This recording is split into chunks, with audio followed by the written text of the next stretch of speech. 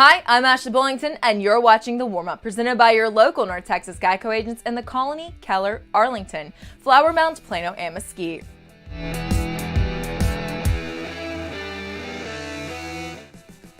Guys, there's only 15 days till Christmas and 21 days left in the year. Holy moly, but we still have plenty of football left for 2020. Oh yeah, and it also rolls into 2021. My brain's exploding right now.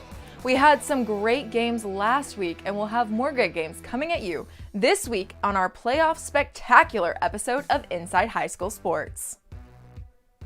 Argyle takes on Canyon in the state semifinals this Friday night. Argyle is a perfect 14-0 for the 2020 season and ranked the #1 team in Texas in their division. They took down Paris in the quarterfinals to advance for a chance at AT&T. Quarterback C.J. Rogers has stepped into the signal caller role very nicely this season, and with tight end Cole Kirkpatrick, they have been a hard duo to defend.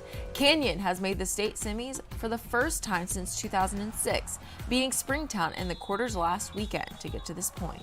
Tonight, Colleyville Heritage and Brewer battle it out for the first round of playoffs. Though the Panthers had to stop play twice this season, that did not stop them from having a perfect season, as they were 6-0. They have quarterback A.J. Smith-Shaver leading the charge with his rocket of an arm, averaging 282 passing yards per game. On the other side of the ball, Brewers 4-4 on the season and finished 4th in their district.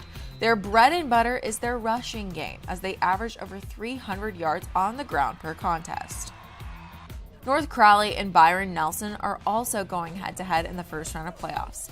North Crowley is 6-3 on the season, and Byron is 5-4. The Bobcats average 190 rushing yards per game behind Michael Gordano, and quarterback Jake Wilson averages 203 total yards per game. Byron has done a good job defensively as well this season. The Panthers had a big win against the Haltom Buffaloes last week to give them a second-place finish in district play. They see production from a multitude of players on this squad and are hoping their platoon of talent can get them to the area round of playoffs. Denton Geyer and Coppell is our game of the week this week. Geyer is 7-2 overall and 5-1 in their district, finishing 2nd overall. It was announced last week that All-American Deuce Harmon will not be playing in the playoffs with a season-ending knee injury, but that shouldn't give anyone any questions on the validity of this Wildcat squad. Eli Stowers is at the helm of this team, and they fire on all cylinders, scoring almost 400 points in the 2020 regular season. Coppell was 6-3 on the season and finished 3rd overall in a tough district with the LISD teams. In their game last week versus Flower Mound, running back Jason Nagu was unstoppable with 263 yards and 3 rushing touchdowns. Geyer is favored in this one, but it's playoffs, and any team can make a run for a state championship. That's only 4 of 12. Yes, you heard that right. 12 playoff games that we will have highlights of this week on Wingstop Inside High School Sports. Also, make sure you vote on our Hot Play of the Week poll presented by Louisiana Hot Sauce for a chance for your community to move on to compete for the Play of the Year. Here's last week's winner. The Louisville Fightin' Farmers are one of the oldest high school football teams in the Metroplex. With over 100 years of tradition, they are a powerhouse in DFW and Texas high school football. As they get ready for a tough playoff run, they buckled up their game plan with a big 70-20 win over the Hebron Hawks that won the Fighting Farmers, our local North Texas Geico Agents Team of the Week. See, this is my class. So this is a class that, it's my 4th year here. So they've been here, they've seen, the struggles we had my first year, and then now they're 3 years in a row into the playoffs. Won some games, won some big games, beat some quality programs, and they've changed the way people view us. Now when you say Louisville High School, they better buckle up and get ready to come over here and play. And they're the reason for that. They dedicated themselves to our program. They believed in what we were saying and bought into what we were doing, and took the bull by the horns and changed it. And kudos to them. I'm forever grateful for them. Well, since I was a freshman, the culture has most definitely changed because Louisville, when I was going in, didn't have like that winning attitude going forward. They didn't. I felt like going forward that we just had to set the tone. And Coach Odell told that to us, like, we were his kids. We were the team that he was coming in with, being his first year at Louisville, being the head coach.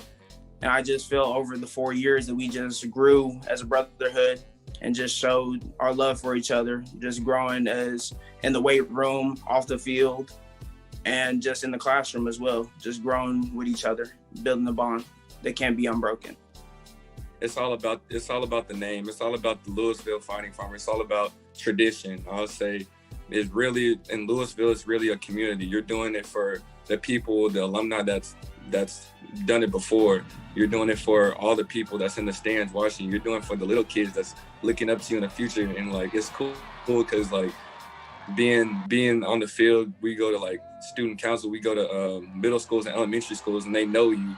And they're in the hallways, like, and they just ask you questions like, how is it to play on Friday nights? And they just look up to you, and it's just really cool.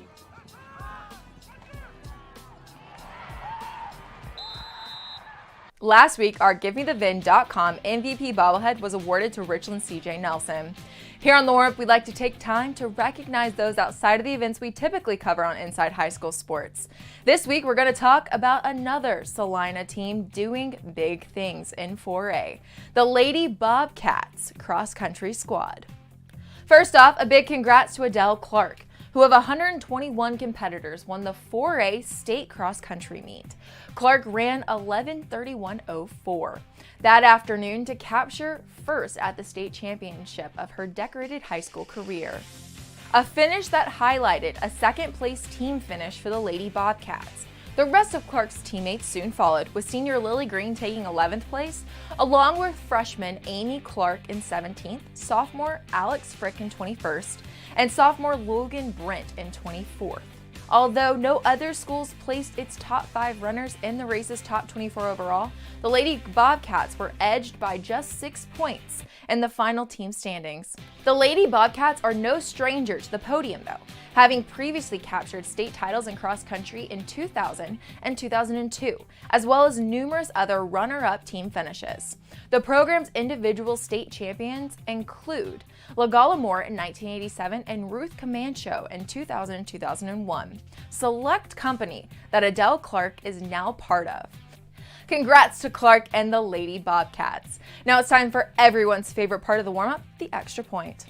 Former Bishop Lynch running back Jarek Broussard had a day with a crazy performance for Colorado. He had 25 rushes for 301 yards and averages 12 yards per carry.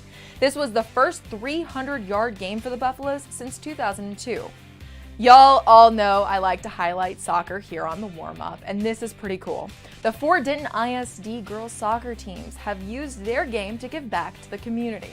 So this Friday night, December 11th, we're going to have all 4 girls soccer programs from Denton ISD, Denton High, Denton Ryan, Denton Braswell, and Denton Guy are all scrimmaging together in order to raise money for Denton County Friends of the Family. They're a local organization that helps victims and those impacted by domestic abuse and relationship violence.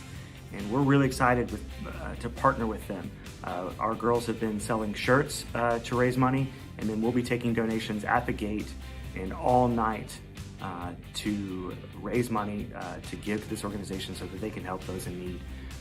Instead of charging ticket admission, we're just asking people who come that night to donate, and there'll be people all night asking for donations in the stands and at the gates in order for our girls to use something they love, soccer, to help and impact their community for the good.